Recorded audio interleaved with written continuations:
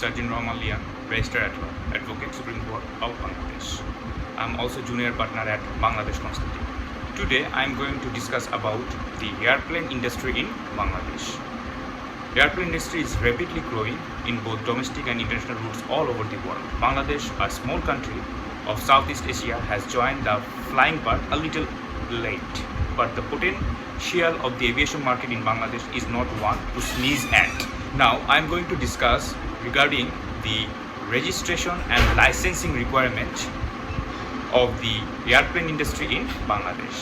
So what kind of license and registration requirements are there if you want to enter this business in Bangladesh? Of course, firstly, the basic requirement is the registration of an airplane company. All sort of registration regulations regarding aviation is controlled by the Civil Aviation Authority of Bangladesh, which is also known as CAB. CAB is the regulatory authority under the Ministry of Civil Aviation and Tourism. To operate one airline, one also has to adhere to the registration of the International Air Transport Association and the International Civil Aviation Organization.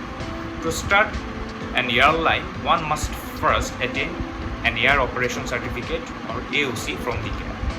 The requisite documents and the completed forms with all the necessary information must be submitted to the CAB office, along with necessary fees for processing under the Civil Aviation Act 2017. The AOC actually consists of two parts: the AOC itself and also part of the operational service.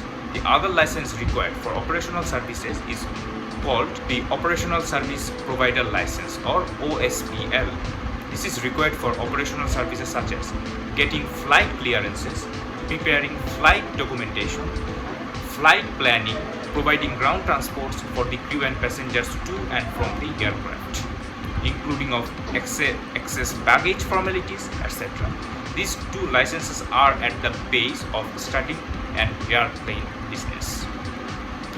Of course, there are other prerequisites to this, such as incorporating limited liability company under the company house, obtaining trade license to run the business, obtaining VAT registration certificate and TIN from the National Board of Revenue.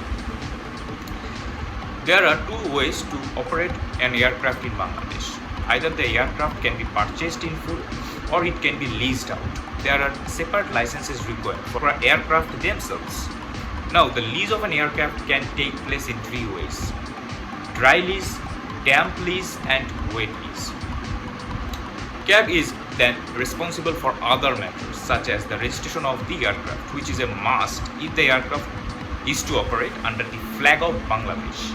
The airline must extract a certificate of airworthiness, which will entail whether the aircraft is fit to fly for its purpose. All foreign airlines are also required to obtain permit from CAB to operate airline operations in Bangladesh.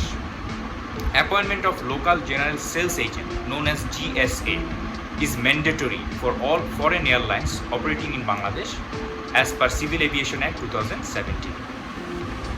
CAB has the authority to issue and permit the entire GSA operations. GSA is required to be registered in Bangladesh and it must be 100% owned by a Bangladeshi citizen. GSA may be either registered by the company house or be authorized to conduct business as partnership or proprietorship. One of the most important aspects is the personal license, which mainly relates to the pilot and engineers who operate the aircraft. This is obtained by the individual pilot from CAB once he or she has qualified through the requisite examinations and the required flying hours. Any bilateral agreement between other countries or operators outside Bangladesh who wish to operate their aircraft through scheduled flights in the country must be examined and approved by CAB as well.